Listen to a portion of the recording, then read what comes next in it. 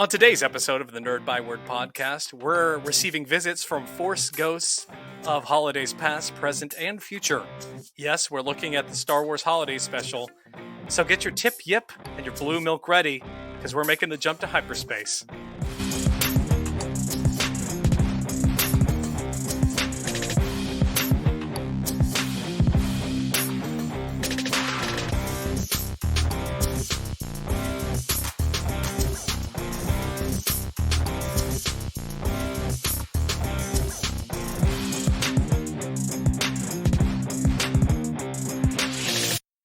Ladies and gentlemen, welcome back to a very special festive episode of the Nerd Byword. In the spirit of the holiday season, we are visiting the Force ghosts of holidays past, present, and future. So we looked at the Force ghost of the past in the original 1978 Star Wars Holiday Special.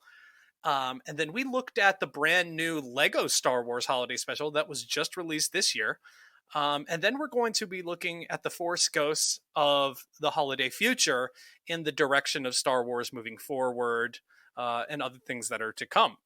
But first, we've got to hit it with some nerd news. Dave, what do you have for us?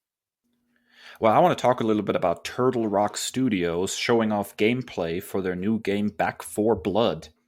So the Video Game Awards recently took place, which also featured several announcements and gameplay reveals. A new Perfect Dark and a new Mass Effect were announced, which is really exciting. But by far the most exciting thing for me was the gameplay reveal of Back 4 Blood. See, in 2008, Valve released the Turtle Rock Studio-developed Left 4 Dead, with the number 4 in the title instead of FOR. And there's a good reason for that. The game was a cooperative zombie shooter featuring up to 4 players working cooperatively through a series of mini-campaigns to survive AI-controlled zombies. The game and its 2009 sequel stand as some of my all-time favorite video games. My wife and I spent countless hours playing these games in couch co-op. The games featured a fun, tongue-in-cheek vibe, funny dialogue, interesting scenarios, and inventive zombie variations. The coolest thing about it was something called the Director, an artificial intelligence that controlled the game and featured what they called at the time a dynamic system for game dramatics, pacing, and difficulty. Basically, instead of having enemies spawn at set points in the campaign, enemies popped up in varying positions and numbers based completely on the player's situation, the player's status, the player's skill, and even the player's location. So each playthrough was completely unique. This game was designed to be played over and over again and to never get old. Well, Valve hardly ever releases games anymore. Focused instead on running their PC gaming distribution network, Steam. They've held on to the intellectual property, the brand of Left 4 Dead pretty tightly, and have since parted ways with Turtle Rock Studios, so it's felt to fans of the series like there's never going to be another Left 4 Dead game. Well, here we are. Turtle Rock is back with a spiritual successor for Left 4 Dead called Back 4 Blood, once again the number 4 replacing FOR. And the gameplay trailer shown at the Game Awards made all of my dreams come true. It looks basically like a next-gen version of Left 4 Dead. And it's been so long since I've delved into cooperative zombie shooter games, and this looks to be a pitch-perfect follow-up, a way for me to get back into those kinds of games. The only thing I'm still waiting to hear that has not been confirmed is whether the game will include couch co-op again. And if it does, I can guarantee my wife and I will make some time to return to the zombie apocalypse once again. I am seriously psyched about this one. Oh man, my nostalgic funny bone has been very, very tickled by this news. I so reverently remember my college years with these games, and this is like one of the bonding experiences with my core group of friends. Was playing this game on couch co-op, and spending all night between playing this and the Rock Band franchise, where we toured the world with our own rock band. Like, this was my college experience, was playing these games. So I'm very, very excited, and I echo your sentiments completely. I hope I'm dying for a couch co-op game that I can, play with my friends or even play with my kids. Um, the online multiplayer is very, very hit or miss. Sometimes you can get in a good lobby, but a lot of the times, more often than not, it's a very, very unfortunate experience that has been well documented on this podcast. So I'm really hoping that they will stay true to that spirit and just at least offer an option. I mean, like Star Wars Battlefront, for example. That was another one of my favorite co-op games. And now the only mode that you can play that in is arcade, and it's very, very disappointing. So here's hoping. Yeah, and we hear a lot about the notion that these next gen games don't lend themselves to couch co op because of the graphical fidelity, that it would be just too much on the system to try to run a split screen scenario. To that, I say, I'd rather have less graphical fidelity and additional gameplay options. Graphics does not equal fun. And so if I have to have a slight downgrade in graphics and for that have couch co-op, sign me up. I'm there for that. Yeah, I totally agree with that. Like graphics, I find it hard to believe.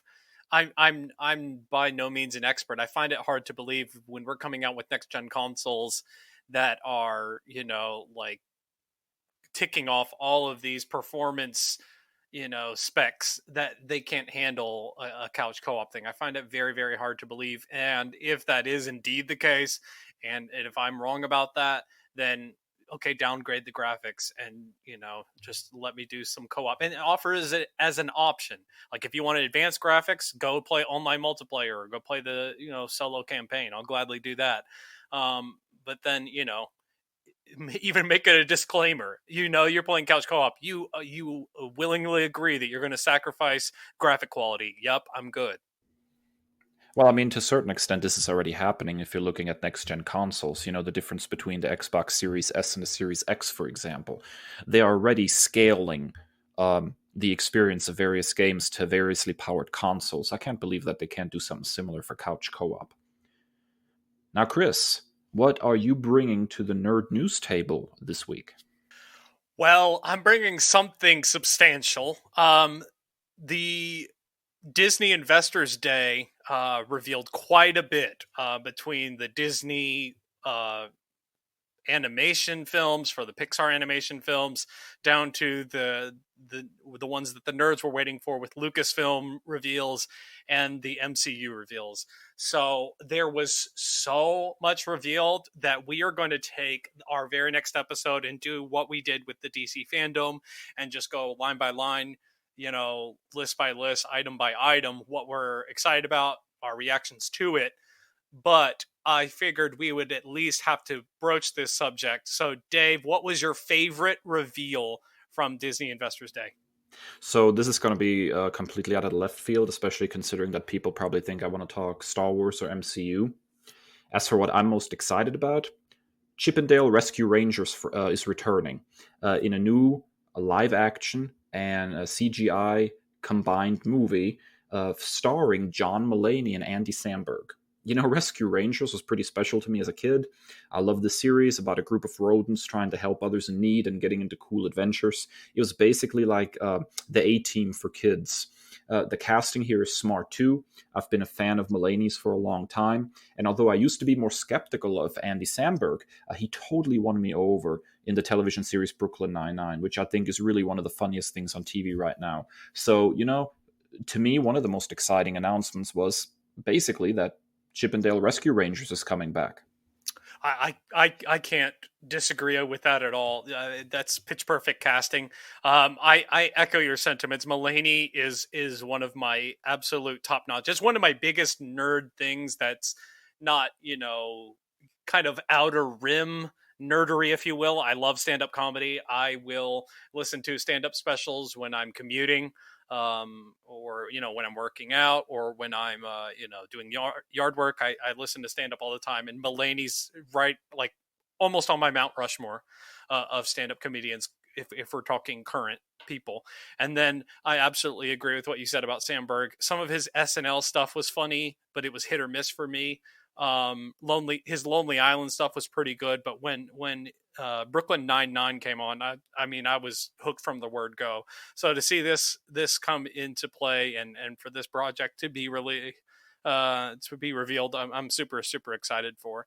If I have to say one thing that I'm excited about the most, and again, we're gonna give this news story its full undivided attention in our next episode. But the one that I screamed like a little girl when I watched it live was when it was confirmed that Christian Bale, Academy Award winner, former Batman Christian Bale, is going to be playing Gore the God Butcher in Thor: Love and Thunder. I don't know how that's going to work with Jane Foster returning to wield the hammer and Gore the God Butcher. I don't know how it's going to work, all the storylines.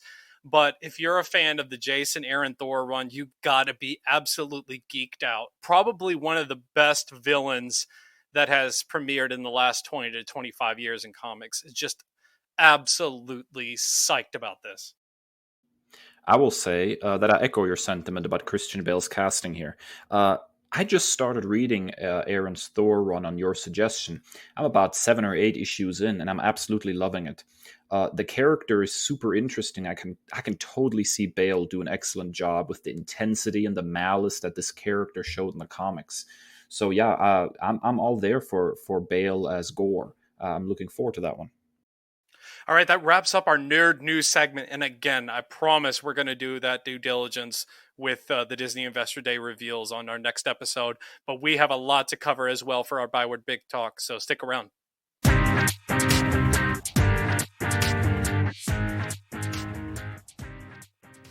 All right, welcome back to the Nerd Byword. And for our Byword Big Talk today, we wanted to get special. And so we visited the Force Ghosts of holidays past, present, and future. And the first stop on that train, yes, we watched it. I watched it for the first time, guys. So many of you listeners have probably seen this before, and it's a meme-worthy joke, or you've been joking about it for years and decades. But I watched this for the first time in preparation for this pod. But we revisited the 1978 Star Wars Holiday Special. Dave, in revisiting this, what's your initial reaction? Yeah, and this thing is legendary. I can't even with this thing. The Star Wars Holiday Special is so terrible.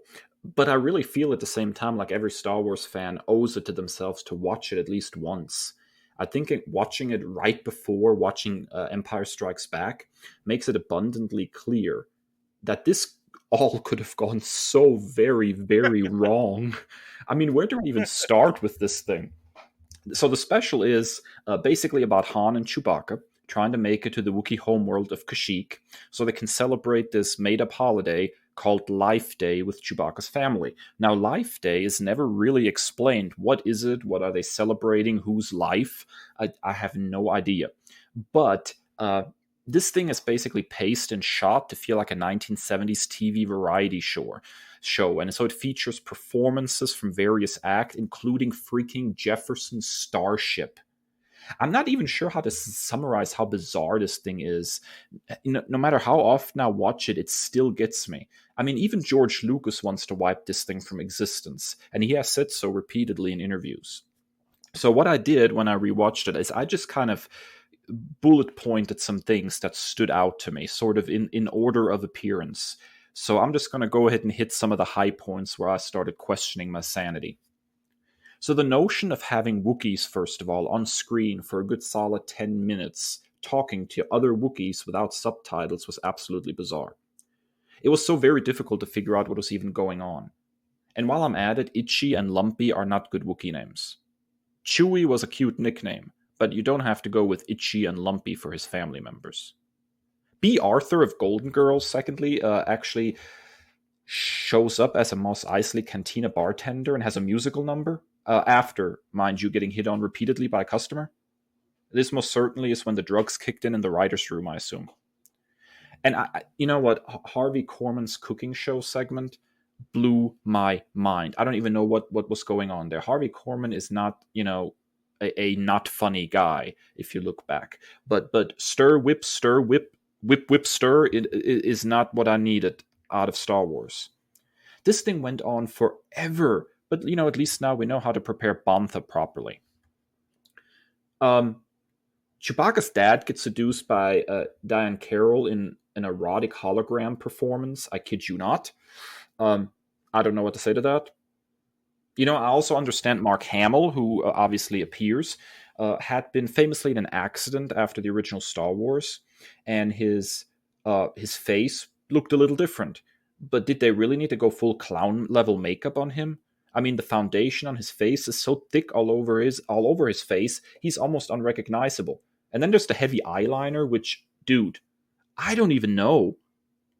But the highlight, the coup de grace for this whole special in my book, is by far the moment when Carrie freaking Fisher, clearly high at this point, sings a so-called Life Day song to the tune of the Star Wars theme. Mother of God. I'm done. Yeah, so this was quite an odd thing to watch. First thing at 8 o'clock in the morning. Um, it definitely woke me up, to say the least. Yeah, so I echo everything that you said. First and foremost, I while I was a little bit overwhelmed by not understanding any of the dialogue for the first 10 minutes, it definitely did feel like some of my family holiday gatherings, listening to the Wookiees talk back and forth. I could definitely relate with that. Sounds like a lot of my, family gatherings. Um, yeah, Itchy and Lumpy are like what the hell? What is that? Like Mala, his wife, is a pretty good name. But Itchy and Lumpy, like they just completely gave up there. Like they do know that Chewie is a nickname, right? Chewbacca is his full name. Like that's a nickname. That's not like his given name. Um, Not very convincing. Also, like, who would have thought? It's also not a very good look that Chewbacca is like this deadbeat dad. Like to begin with, that like his wife is just like trying to hold down the fort with his dad and son. Like that's an odd look as he's like smuggling his way through the galaxy. Um, and then I can totally relate to Itchy's ultimate fantasy being seduced and serenaded by a black woman. So like I totally get what you're saying there, Itchy. Um, but that was still a little bit weird to watch. B. Arthur, like God bless her, she's my favorite Golden Girl, but that was completely just out of this world, pun intended. Like that, it was so weird. Um, it was just all a mess. Like, and for me, like the one that seemed the most out of place was Art Carney as Trader Son Dan. Like he was just like this carnival barker that was like trying to hawk a bunch of stuff, but then like was a friend of the family. Um but was still like this sketchy character, and it just felt so out of place in the Star Wars universe. It felt like just like somebody from a different movie in a different film. They just threw Star Wars clothing on him, and didn't button his shirt enough, and it was just all a mess. And then for absolutely no reason, everybody like the Empire just had these nonstop broadcasts, featuring Jefferson Starship and emergency curfews and all of this stuff. Is just a weird hodgepodge mess that had no coherence whatsoever. Yeah, and I'm sitting here thinking, I want to say that the expanded universe, which of course Disney killed a long time ago now, I want to say actually made some sense out of the Wookiee names. I want to say that Lumpy's name was something like Lumpanawaru or something like that, and Lumpy is a nickname just like Chewie is. But I think that seems to be more like the expanded universe writers trying to fix a problem caused by this very, very odd holiday special. Yeah, the end effect is that this is just like some kind of drug induced fever dream. Like, I usually, when I watch this, I'm not 100% sure if I'm sober or not. Um, it's absolutely incoherent, bizarre. Um, But yeah, every time I see Carrie Fisher singing at the end, I mean, bless her, she was amazing, but she was not an amazing singer. That was some rough stuff, man. Well, two other things that slipped my mind off first. Like, correct me if I'm wrong. This is the first appearance of Boba Fett, right? Yes, in the little animated segment. And which featured some absolutely weird animation and characterization. Like, I'm glad that Boba Fett has come a long way with his characterization and whatnot, because it was a weird story to be introduced on. That's an odd origin story, about as weird as it gets.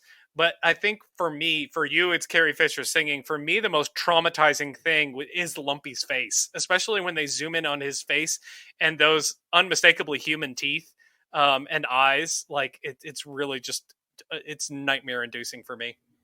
You can tell qualitatively speaking that Chewbacca's suit was painstakingly crafted, whereas the other Wookiee suits were painfully crafted. It reminds me of that scene from the end of Step Brothers where they get Chewbacca mask and he just yells out, "It's okay that mine's not cinema quality." I'm going to tell you actually what it reminds me of. It reminds me of here recently when they started putting up the old Ninja Turtle animatronics from the original Ninja Turtle movies, and they're like half rotten away, and the teeth are showing and stuff. Yeah, Yeah, it's like the Wookiee suits in this movie are like the Ninja Turtle animatronics after 30 years. oh gosh. All right. Any final thoughts on this one, Dave? Pain, pain is all I experience when I watch this. But I will say this. Now I'm going to be completely serious. It's very easy to rag on this thing, but at the same time, it's such a wonderful time capsule. It's very much sort of a what if. What could Star Wars have turned into if not for Empire Strikes Back? I very much remember the book Splinter of the Mind's Eye, or well, that's what it's called now. I think it was originally called from the New Adventures of Luke Skywalker, or something like that. But the original novelization sequel that they put out, just in case the movie wouldn't be a big hit, which is just another thing like this holiday special. It's just this alternate timeline almost. This is what could have happened to Star Wars. And in the end, as much fun as that book is, and as bizarre as this holiday special is, I think Star Wars fans should experience those and then realize how very grateful we should be that we got Empire Strikes Back, which, to me at least, is still the best Star Wars movie by far. So it could have sunk to incredible lows, but instead Star Wars rose to incredible highs, and that's absolutely a positive message to take away from this holiday special. Well, and you hit on something that made me really think when you said time capsule, and so a couple of things. It's really interesting when you look at this. Came out the exact same year that Star Wars: A New Hope was released in 1978. So this was like right on the heels of that. So it's really interesting, and it's very much a product of its time. Like I feel like I'm in 1978. Like I feel like I'm at a discotheque and somebody slipped something into my drink watching this. So that's a very interesting thing to bring into context as well. And also, it much has been said about the quality of Star Wars productions, the more and or less that George Lucas is involved. So I know with him stepping away from the director's chair in Empire Strikes Back, really, is an argument for the camp of, less Lucas is better quality. And then you look at the prequels where those were his baby. And, we've said that time and again on this show as well. And guests have also. So it's just a really interesting thing, like you said, how this could have gone completely differently. And from my understanding, just looking back at some of the background information on this holiday special, Lucas wasn't involved at all, and initially was against the notion and had to kind of be talked into it. So Lucas's name does not appear anywhere in the credits, as far as I remember, for the Star Wars holiday special. So on the one hand, Empire Strikes Back had a little less Lucas, which may have been to its advantage, but the holiday special had no Lucas, which may have been to its disadvantage. Lucas is like a secret ingredient in cooking. You need to know exactly how much of it you need to make something special, apparently. Yeah, yeah, it's like too much salt, and you have a bitter aftertaste. Yeah. All right, we are transitioning from Force Ghosts of holidays past to something that just came out within the last month. The Force Ghost of holidays present, which is the Lego Star Wars holiday special, which really caught my eye, with the Lego all caps, moniker attached to it. I was skeptical at first going in, but I truly, truly enjoyed this. Dave, how did you feel about this? Yeah, this special gave me life. This is the real life day right here. I loved it. It did so many nice things with the cast of the sequel trilogy. Rey is a Jedi and she's trying to train Finn in the ways of the Force. She doesn't think she's doing a good job, so she seeks out a way to learn from masters in the past. Cue time travel shenanigans and visits to past Star Wars eras. Look, it has a jokey attitude and lots of visual gags. It's a Lego Star Wars special after all. But there's stuff in here that totally should be canon. Finn, for example, being force sensitive. Why could we not find 30 seconds to acknowledge that in the actual trilogy? I will never understand that. Rey's crisis of conscience as a teacher makes her feel like a much more rounded character. It seemed in the feature films like everything force related came fairly easily to Rey. Here she struggles, she learns, she overcomes. That's literally what character growth, having a character arc is all about. I would argue that Rey has more of an arc in the Lego Star Wars Holiday Special than she does over the course of the sequel trilogy. I love the various interactions she had with those from the past, particularly Star Wars era Luke and Return of the Jedi era Luke. Her time with Luke was so brief, but they had real chemistry as master and apprentice. And so seeing them together again was really nice too. This is a very interesting relationship I wish they would have spent more time actually exploring. But the jokes, man, are so knowing and so smart. 3 versions of Obi-Wan Kenobi saying hello there to each other. Vader fighting Vader. But, the one that actually made me laugh out loud the most was at one point, all these, extended friends come in to the spaceship to have the little Life Day celebration, and there's a Rodian there, and he yells McClunky as he walks in, and I cannot, McClunky for those that don't know is something that Greedo yells in the newest edit of the original Star Wars movie, right before he tries to shoot Han Solo in Mos Eisley Cantina, and everybody's wondering what in the world McClunky is. And here's this Rodian just walking into the ship and yelling McClunky in the background. It's just so smart and so knowing. The people who put this together clearly love Star Wars and know it intimately and understand its warts and flaws as much as anybody, and don't mind poking some lighthearted fun at that. So yeah, this was great. It was coherent as a story for one, which is more than we can say about the original Star Wars Holiday Special. But it was also funny, fun, lighthearted, and had a nice Star Wars touch. It also features some of my favorite Rey and Finn moments. My only real problem with this is on Twitter I saw that Mark Hamill was never even asked if he'd be interested in voicing Luke Skywalker for this thing. To which I say, heresy. Luke Skywalker, Mark Hamill, is a voice actor extraordinaire.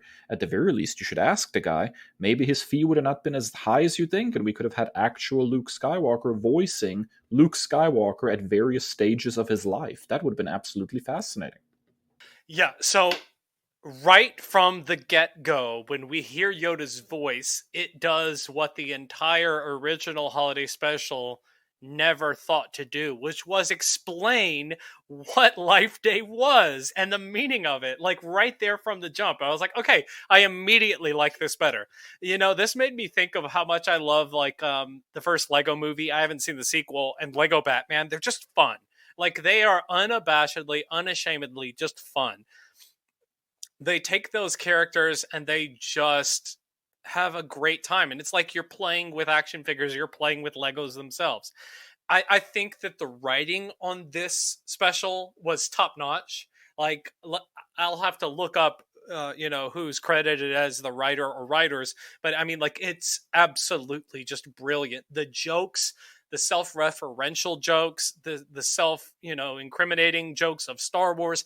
It reminds me of when I nerd commended Star Trek Lower Decks a couple of weeks ago, and you said, your reaction was, "I wish we had something like this in Star Wars," and this was basically that. Now is it's a family friendly PGG rated, Y7, I think was the actual rating for this. So also reminded me a lot of the Robot Chicken Star Wars special, which resides in the absolute epicenter of my heart. Robot Chicken Star Wars is one of the greatest things in the Star Wars universe.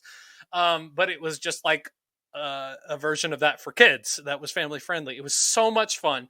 The Obi-Wans saying hello there to each other was just like top notch. Like, it was so brilliant.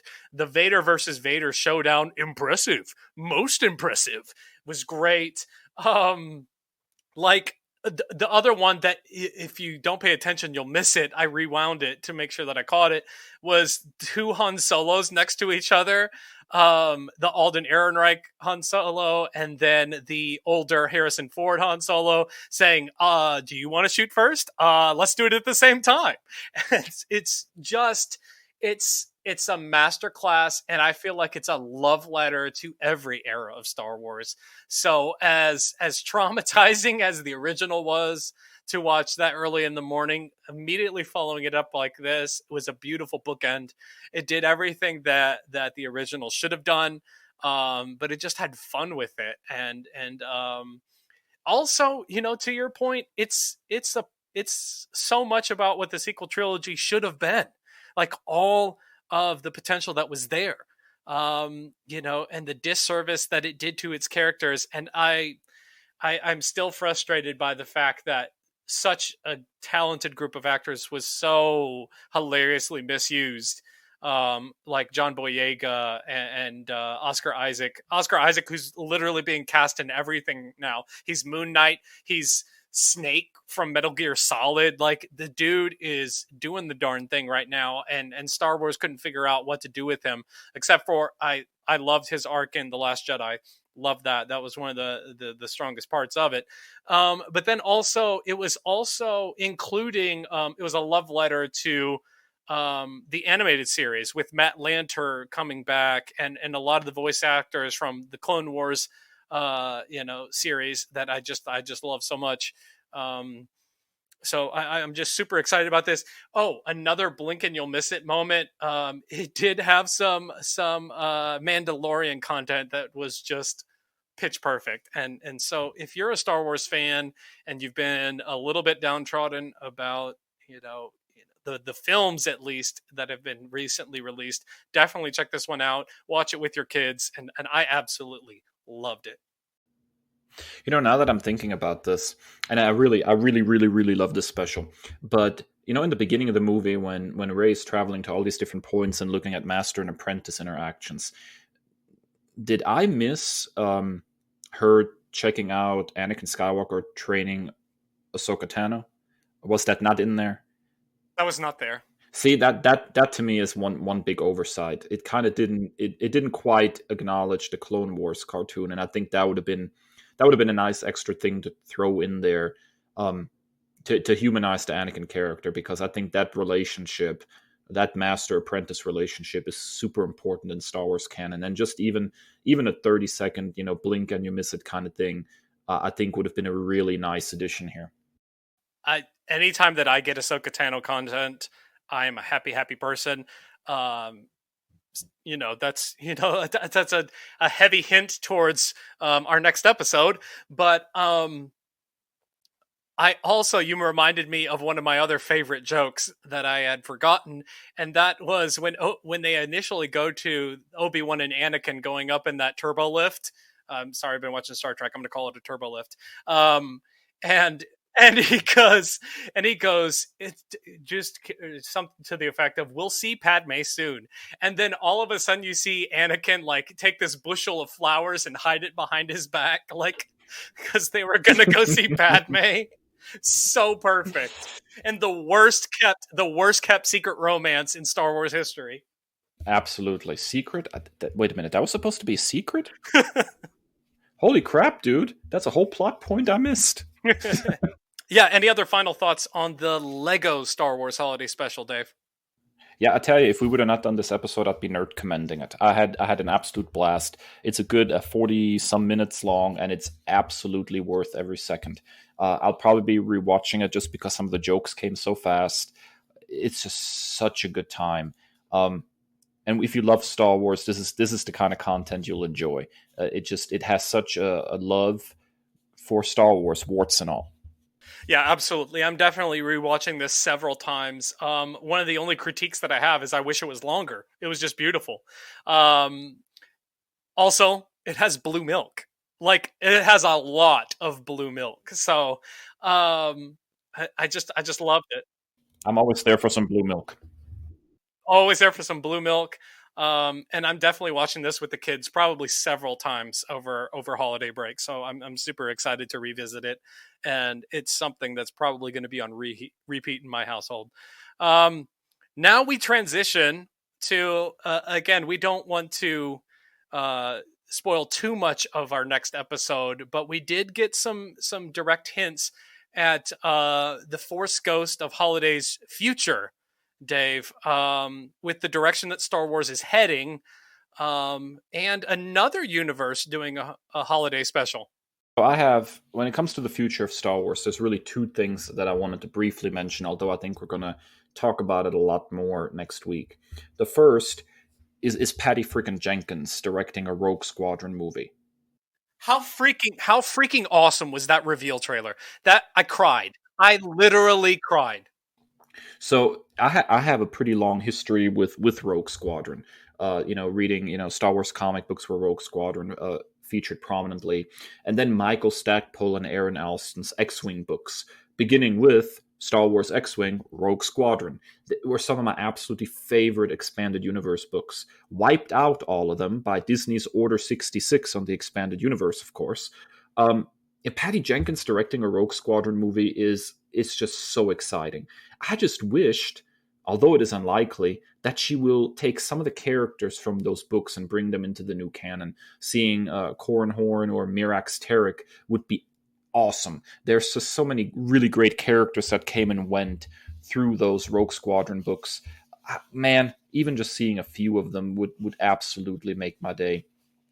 And the other thing that really stuck out to me about the future of Star Wars is Hayden Christensen returning for the Obi-Wan Kenobi series as Darth Vader, which is all a win in my book because I never blamed him for the weird Anakin Skywalker moments.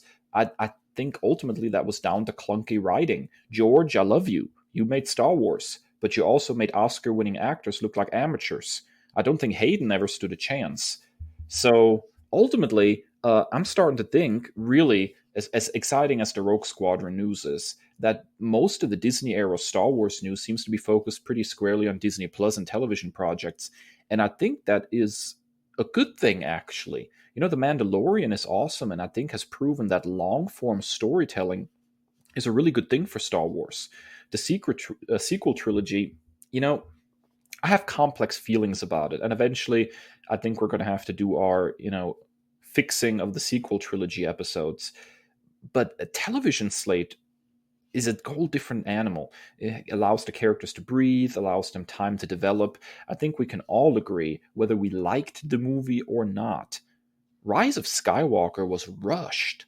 There was so many things glossed over, and so having room to breathe in your story for the characters to grow, to develop, to go through things, to have experiences and learn through them, that's something that's desperately needed in Star Wars. And so I'm starting to think the ghost of holiday future for Star Wars is going to be very much focused on Disney Plus. I don't think that's necessarily a bad thing. Yeah, as we visited in our last episode when I compared the difference of why I'm starting to lean Star Trek over Star Wars is because you have that development from episode to season with the crew, and you get to watch these characters bond. and you get to see actual real character growth that you just can't have in an hour and a half to 2 hour film. Um, it is. I was absolutely just emotionally shaken and disturbed at how poor and thrown together and thoughtlessly just th- tossed onto a screen the Rise of Skywalker was. It was a last ditch effort to do so many things, including apologize for The Last Jedi for the fans that who vehemently hated it, and return everything to the quote unquote status quo. And the more that I am looking at J.J. Abrams created content, the more I dislike it. He and his son are co-writing a Spider-Man comic right now, and it is one of the strangest things and one of the just the oddest things that I've ever read in comic books. And with the exception of the Calvin Trek universe that I truly enjoy, but that again is mostly based on the chemistry from the actors on screen, not so much the creative team behind it. So I definitely and wholeheartedly agree with a necessary fixing of the sequel trilogy. As much as I love and ride for The Last Jedi, I am one of its proudest defenders, but it has glaring issues. And when you love something, you fix it. And when you love Star Wars, like we love Star Wars, you want to fix it. So that's definitely a Force Ghost of the future for our future, on the Nerd Byword that is sure to come. But as far as Star Wars and the future, the Force Ghost of the future, I hinted at it before, and I'm diving deep next episode. But Ahsoka Tano, Dave, has her own freaking show. Like, spoiler alert if you're not caught up on The Mandalorian, but Rosario Dawson breathing life into my absolute favorite character from Star Wars. I was emotional the entire episode. It was pitch perfect. It was beautifully done. There's so much other stuff that's going on in The Mandalorian with Jon Favreau and Dave Filoni at the helm that I am so overwhelmingly excited for. It makes me forget about all the things that I just ranted about. None of that matters because I am excited and I'm hopeful for the future. All the other series that were revealed have me excited. There's a lot of characters that I have never been exposed to. Rogue Squadron is something completely new to me, so I'm excited to dive into that universe. The Bad Batch trailer looked really, really cool. I don't know how to make heads or tails of it based on that teaser. And then, even the other stuff that Lucasfilm is doing, not even necessarily within the universe of Star Wars, I'm super, super excited about. So I'm very hopeful and very excited to be a Disney Plus subscriber for multiple reasons heading on into the future. Yeah, I can totally agree with that. And I'll piggyback off of what you said about the sequel trilogy and just say this: I had a lot of issues with The Last Jedi, particularly its portrayal of Luke Skywalker. I think there's some couple of unforgivable sins in there, but I also am willing to freely acknowledge that visually speaking, it's probably the best looking, the best directed of the sequel trilogy.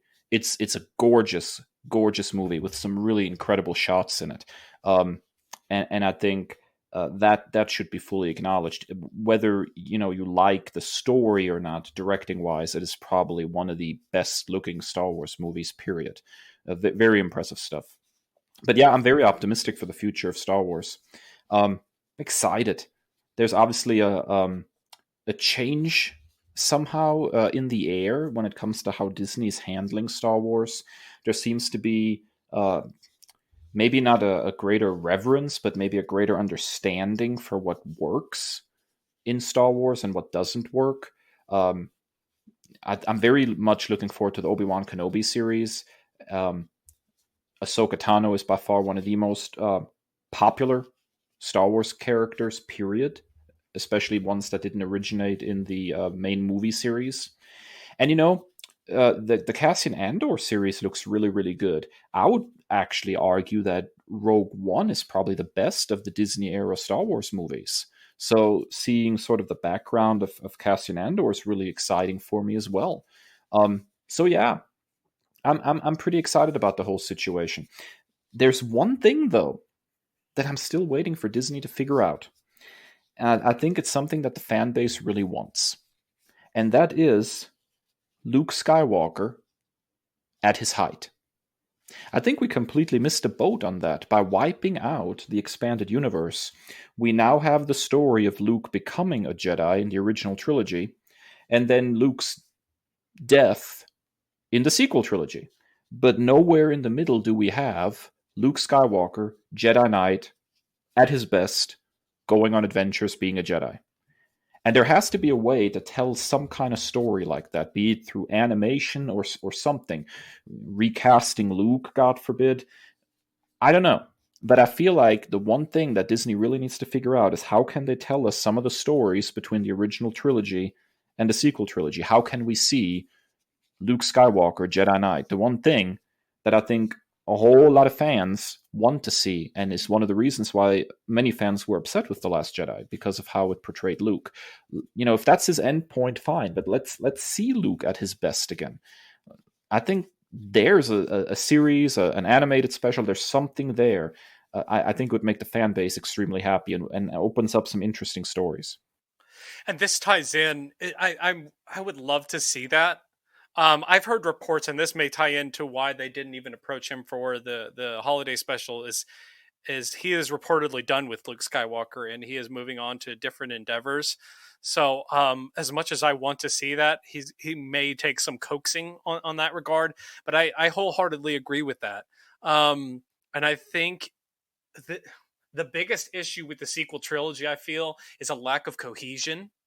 There is no clear direction of storyline. I think it was very much a hackney job and just thrown together. And if you can do some, middle ground work and showing Luke built up into this thing, and so many people list him as their favorite Jedi and all of these things. But for those of us, and I include myself in this group, that were not exposed to the expanded universe, it's kind of lost on us. So being able to see that put to screen, I think would go a long way into tying that story together and making it kind of make sense. How did he arrive at this point? I need more backstory, and I need more context if I'm going to believe that. Yeah, absolutely. If there's anything that I wish for, the future of Star Wars, it's just finding a way to give us more Luke and Luke, at his best. Absolutely, and that's where we will tie up our discussion on the Star Wars holiday specials, the Force Ghosts of past, present, and future. When we head back from this, our final break, we're going to hit you with two more patented nerd commendations.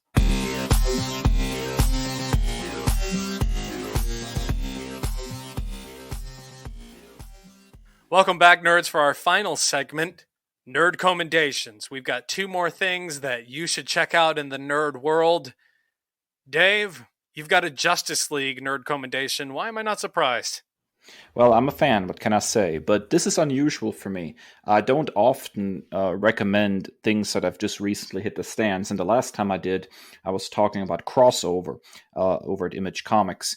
And so this time, I would like to talk about Justice League Endless Winter #1, which was recently released. So this is the new crossover from DC Comics, and it won me over alone already with the people involved. The first issue was co-written by Andy Lanning and Ron Mars.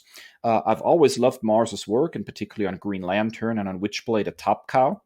Pencils were handled by Howard freaking Porter, the penciler on Grant Morrison's legendary JLA run. So this book was sure to bring me along for the ride based on the creative team alone. So basically, an evil corporation, is there any other kind at this point, is digging in the Arctic for leftovers from Superman's fortress, hoping to harness the technology, and they accidentally unleash the Frost King. A character that is basically Elsa from Disney's Frozen gone bad, a 13th century cold based villain. He plunges the world into the titular Endless Winter, kicks the Justice League's butt, and then disappears. There's a really great cliffhanger, a spoiler alert, at the end of the book, where we see several notable immortal characters from DC Comics coming together as some kind of alliance, some kind of 13th century Justice League, dare I say, which brings up some really interesting notions and ideas as the series continues. Look, this feels like good old fashioned JLA stuff. It's simple, sure, but it's also really fun. It reads well, it looks gorgeous. It was just a really good time. And I can't wait to see where the story is going. I like the idea of having a new original villain. It's always fun when creators try to create new villains. And I look forward to picking up the rest of the series. This one, as a first issue, really hit all the right notes for me. It's not overdone, weirdly bombastic. It doesn't, pit hero versus hero like so many crossovers have in the past. It's just here's the Justice League, here's a new villain, here's a crisis, go. And those are the kinds of stories that I like best, when heroes get to be heroes, villains get to be villains, and we get an interesting scenario out of the situation. So, Justice League Endless Winter #1, I really enjoyed it. Here's hoping that it keeps going in the same direction and remains a strong title as it continues. Well, I'm hooked on the art alone. Just looking at this, it's absolutely glorious. It's you know what it reminds me of, and you said this as well when you were talking about the best kinds of crossovers, is when heroes all team up to face off against villains. It reminds me a lot of even the backdrops, even all the worlds that I'm seeing in the art depicted here. It reminds me of War of the Realms that I wanted to put into a film project, and I think you read it. Did you read War of the Realms, right, by Jason Aaron? Yes, I did, and it was glorious. One of my favorite crossovers ever. Yeah, so and I'm getting like the same type of vibes. Like it looks like they're in Jotunheim battling frost giants, and then it looks like they're in Muspelheim, fighting fire demons. Like I'm all for this, and the art is glorious. I've been dipping my toe into DC content here recently. I bought the Batman Catwoman #1 based on the cover alone. I haven't read it yet, but just that cover was so freaking gorgeous that I bought that. So I feel like I'm exploring strange new worlds, and this is definitely one that I want to look into. Yeah, it's definitely exciting. I've had a lot of fun reading it, and there's actually a Superman Endless Winter special that has created a bit of buzz online. I have not checked out yet. That I also want to see because, well, Superman is still my absolute favorite comic book character. So I'm quite interested to see what they did with that. Now, Kris, what is your nerd commendation? I feel like we are kind of going in an endless circle, talking about things over and over again. Here we are again. Well, I've hinted at how much I enjoyed this project before on a previous episode on a news story, but I have completed the campaign of it, and I want to give it its due diligence. And I know it hasn't sold well, and a lot of people are harping on it, but I don't get it. Square-Enix's The Avengers has been an absolute blast. I play it probably way too much. The campaign, the story, as I said before, with Kamala Khan, Ms. Marvel, is absolutely delightful. She's completely sold me. It, I really feel like a lot of the pushback may be from casual comic book fans or gamers that are upset that it doesn't have features that other games have. But as a comic book lover, this has like so many love letters to comics fans, from the outfits. Like I get to have Hulk in the Joe Fixit tuxedo when he's a hitman for the mob. So I can either have the Hulk running around in ripped elastic shorts with barefoot, or he's in a pinstripe mafia suit with the coolest dress shoes you've ever seen. You have all the iterations of Iron Man armor, including the one that I'm trying to save up for, the Jonathan Hickman era Avengers, the black and gold I love so much. You've got a lot of different outfits for Captain America, a lot of different disguise, variation ones for Black Widow as like a secret agent. It looks like a lot of her disguises from the MCU, except they're much better than a blank baseball cap. Kamala Khan has a lot of different cool ones. Like she's got a lot of different fangirl outfits because she's such a geek about all these superheroes. And then she's got some homemade uniforms that she crafted herself that you can unlock. By far, my favorite uniforms are from my doppelganger, Thor himself, the God of Thunder. Thor comes into the game, into the campaign in jeans and a t-shirt wielding Mjolnir. So he looks just like an everyday kind of guy, but he's wielding Mjolnir, and it's just super cool to see like a different outfit.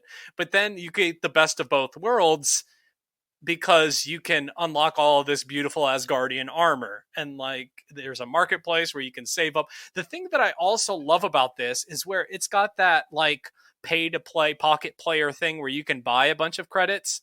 You can also earn those by doing like in-game achievements. So I haven't spent any additional money other than my initial purchase, and I've unlocked some really expensive outfits with the in-game credits just by working on achievements. I haven't had to put any more money down, and that's super cool to me.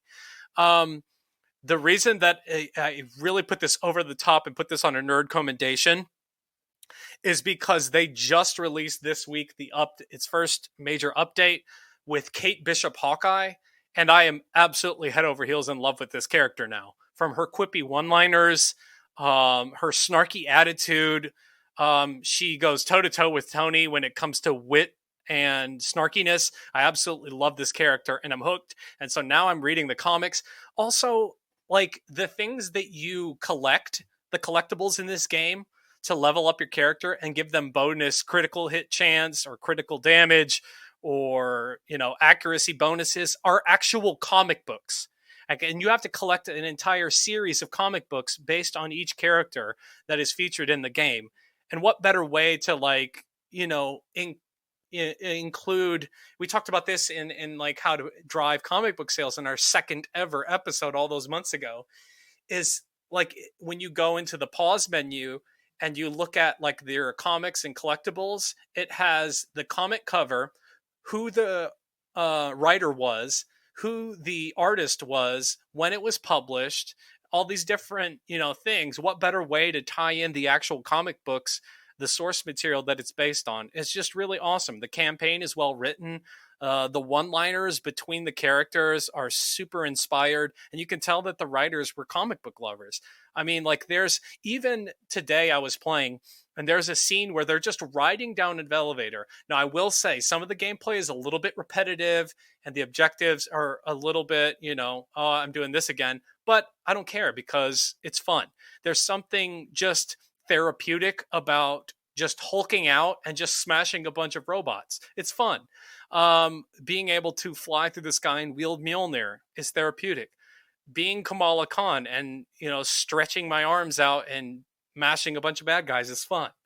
But even like the small minor details of character-based interactions based on who your team happens to be.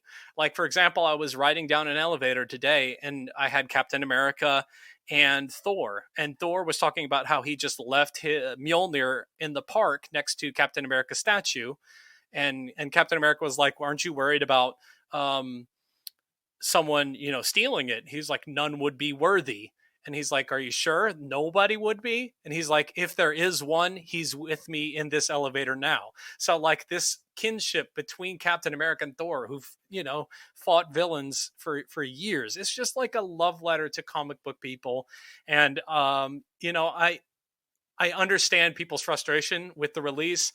It's an awkward release. We talked about this before with the next gen consoles coming right on the heels of its release. It's kind of a weird timing. It's also a pandemic, so people can't splurge $60 for a video game. But I've had a great time playing it. And here's another bonus tip. I bought Star Wars Battlefront 2, which was much maligned. and hated on at the onset, but then they really had to backtrack and win people back over. So with the poor sales of this game, the ball is in Square-Enix's court to release a bunch of content to win people back over. So that just means more bonus content that I get to enjoy on a game that I already love. You know, I'm increasingly tempted to pick this up, mostly for the single-player content. I still think the game represents a huge missed opportunity with its focus on multiplayer instead of single-player content. An Avengers game focused on single-player, perhaps even with an MCU connection, would have probably blown the lid off of game sales. The biggest draw is what you specifically said, Miss Marvel and Hawkeye Kate Bishop. I love those characters, and playing as them, I think, could probably be a blast. I'm not sure why Kate, in the gameplay footage I looked at, suddenly appears to have superpowers in the game, but sure, let's roll with it. I really actually hope that this thing ends up on Game Pass sooner rather than later. Given its disappointing sales figures, I wouldn't be surprised if they would cut a deal with Microsoft to get a bunch of money to have this sucker on Game Pass, and then I'll definitely jump into it. Because, yeah, I mean, single-player content-wise, it definitely looks interesting. Yeah, so I said this before. I play with nobody. I just play single player and have the time of my life. So I don't have to worry about any of that multiplayer nonsense. Yeah, that sounds good to me. All right, that wraps up another episode of the Nerd Byword podcast. We hope that you are now in the holiday spirit. Be sure to go to Disney Plus and check out the Lego Star Wars Holiday Special because it's just tons of fun. You're going to have a blast watching it. Thanks so much for your support of our show. Be sure to engage with us on social media. You can find us on Instagram and Twitter at Nerd Byword and on Facebook at The Nerd Byword and individually on Twitter and Instagram at That Nerd Dave and at That Nerd Kris. And please don't forget to give us a rating and a review on the podcast platform of your choice. We are available all over the place, pretty much wherever podcasts are available. Apple Podcasts, Google Podcasts, TuneIn Radio, iHeartRadio. If it's out there, we are on it. So please give us a rating and review. We very much appreciate the support. And thank you so much for tuning in. Absolutely. And you can also head to nerdbyword.com or hit us up on social media and we can gladly send you a Linktree link with all of those pages added on there. Be sure to come back with us next week as we dive deep into all of the Disney Investor Day reveals and our thoughts on them. How deep are we going, Kris?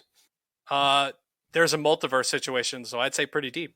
Oh, wow. Well, that sounds awesome. Let's go deep.